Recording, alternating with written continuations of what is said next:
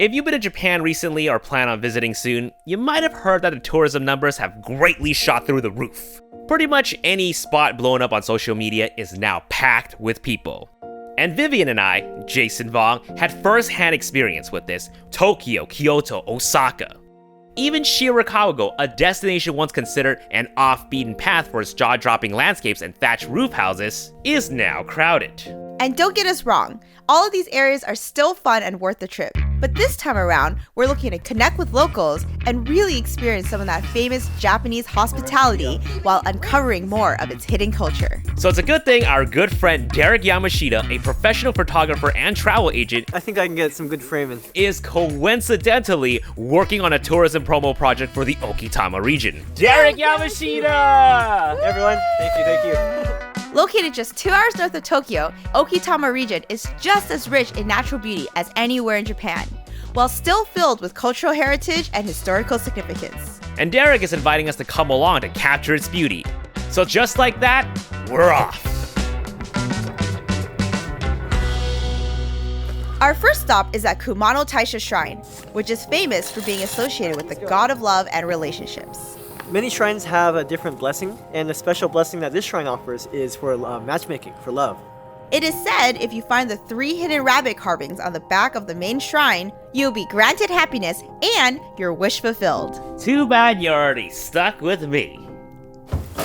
We are here today to capture a very special ritual known as Miko Kagura, a sacred music and dance performance dedicated to the Shinto gods. Normally the lighting inside here would typically be okay for a casual viewing experience, but for professional photos and videos, it is a nightmare as we would get inconsistent colors from all the different light sources. They're letting us put lights on here. This is really, really rare. Thankfully, we brought a giant light source. If you're doing photos and video in shrines like this, the buildings themselves are like 500 years old. When you have a lot of metal gear, if you put one scratch in anything, it's really bad. On top of that, our other challenge is that the stage itself is a sacred area. We are only allowed to set up the lights on the edge. There's a little LED right here. For our fellow photo and video nerds, gear equipment is linked in the description box below. So she's gonna be facing away. Our shrine maiden here is technically performing to the gods, which is why her back is facing the audience. For photography though, there will be brief moments where she would turn to her sides and even spin around. That would be the time to snap some action shots. And bam! First set of photos complete. And man, do they look amazing.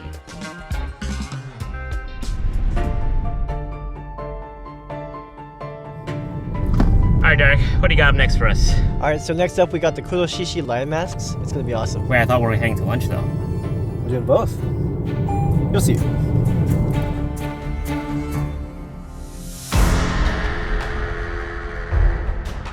This is Mr. Masato Shibuya, one of the few artisans remaining in the world that is still handcrafting lion masks.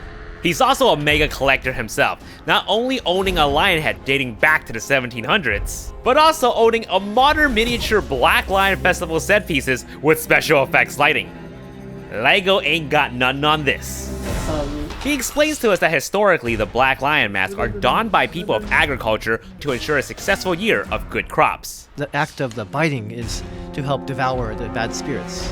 While we're not in the season for an actual Black Lion performance, Mr. Shibuya is gracious enough to don the mask himself and demonstrate to us how ferocious a Black Lion bite can be. If I had some bad juju, it definitely got devoured. Nothing beats an inside look of an artisan workshop. Oh yeah, that dramatic one-source lighting. I'm just drowning out this light and just overpowering it with this.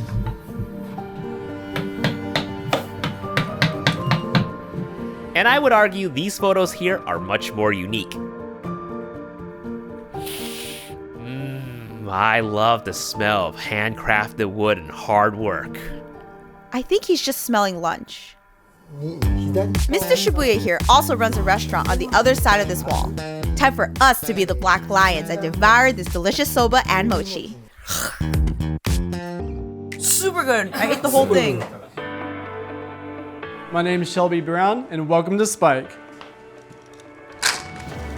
Today we are at Spike in Nagai City. And we're gonna learn kendama.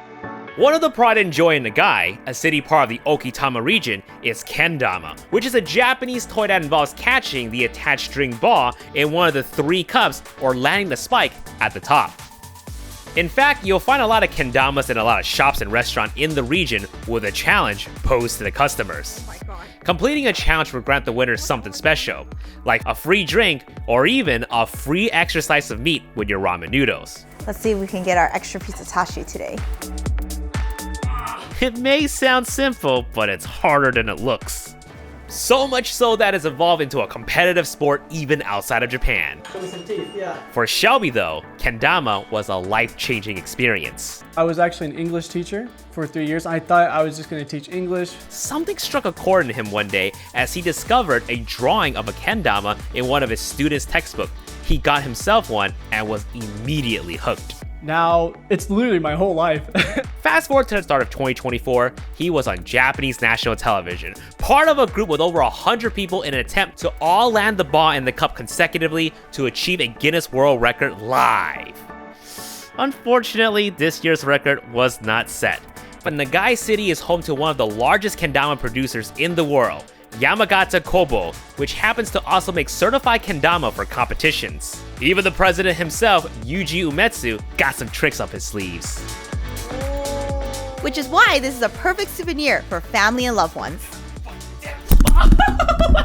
If you find yourself here, make sure to get some lessons from Shelby at Spike. Please stop by Nagai City. Our community is very welcoming and we'd love to show you what kendama. Before we move on to our final spot, we just want to let you know that we only got a chance to show you a fraction of our experience here at Okitama. For example, there's an activity called Yukida, We're gonna be crafting our own snowboard. where you can decorate your own snow surfboards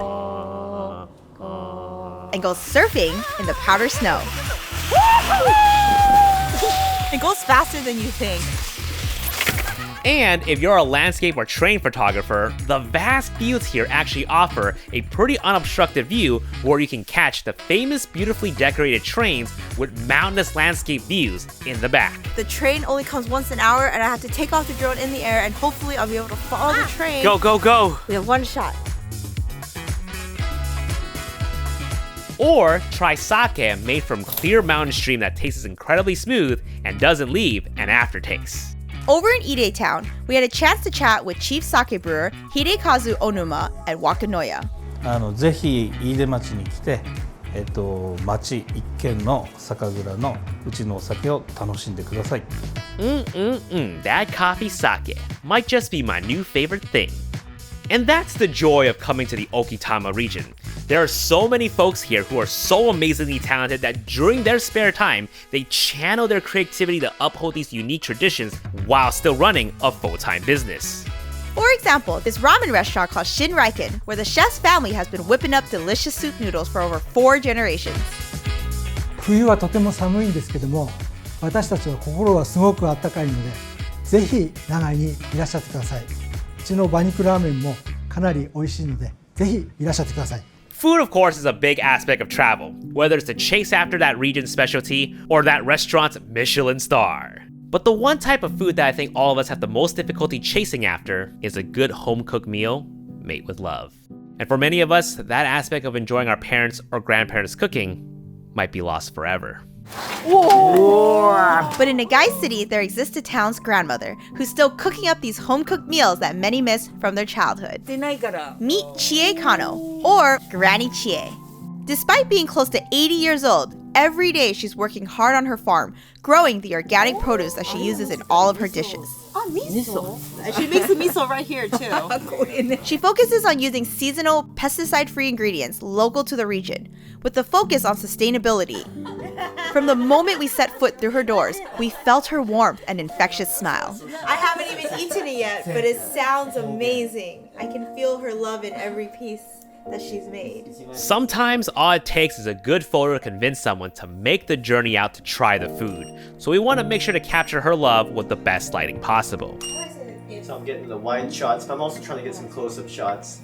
Her food's beautiful. All of her stuff, yeah. Whoa.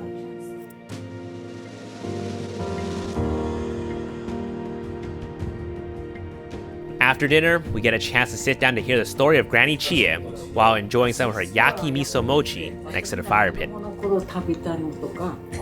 was asking her, where did the inspiration for your recipes come from? Through Derek's translation, she shares with us that all of her recipe comes from her childhood, recalling the food that her grandmother made for her when she was growing up. Oh, look at this. And so she's passing it on to her customers who come by her restaurant. It's hot, but it's so good. But Granny Chie's restaurant that we're at right now, Nogami-an, actually opened up at the end of 2007.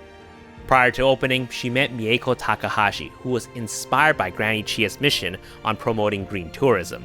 So much so that Ms. Takahashi gave up her civil servant government job to start this restaurant business to not only share with the world her home-cooked meal, but also give hands-on experience on eco-farming and cooking.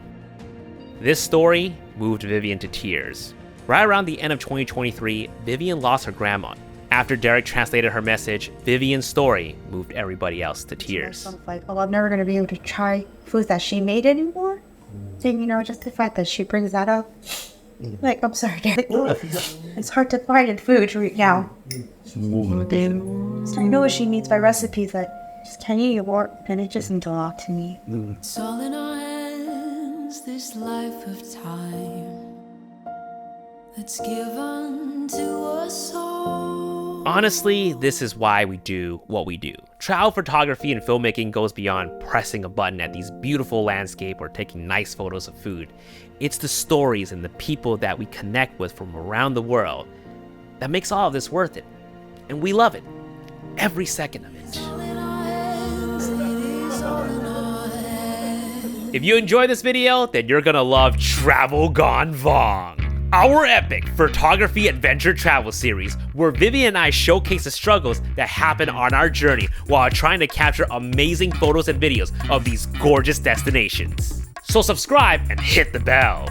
But for now, we'd like to thank our sponsor of this video, Squarespace. Squarespace is an all-in-one platform to create beautiful websites. No coding knowledge needed. Just simply choose from their many templates and designs. Perfect for photographers and online shop owners. Use my link down below for a 14-day free trial, and when you're ready to launch, you can use my code JASONVONG to save 10% off your first purchase of your website or domain. Thank you Yamagata Arcadia Tourism Bureau and the Hidden Japan for being the backbones of this project. Well, thank you guys as well, and I hope we got some good stuff. Yeah, I think so. Thank you so much for watching. And we'll see you guys in the next video. Peace. Bye.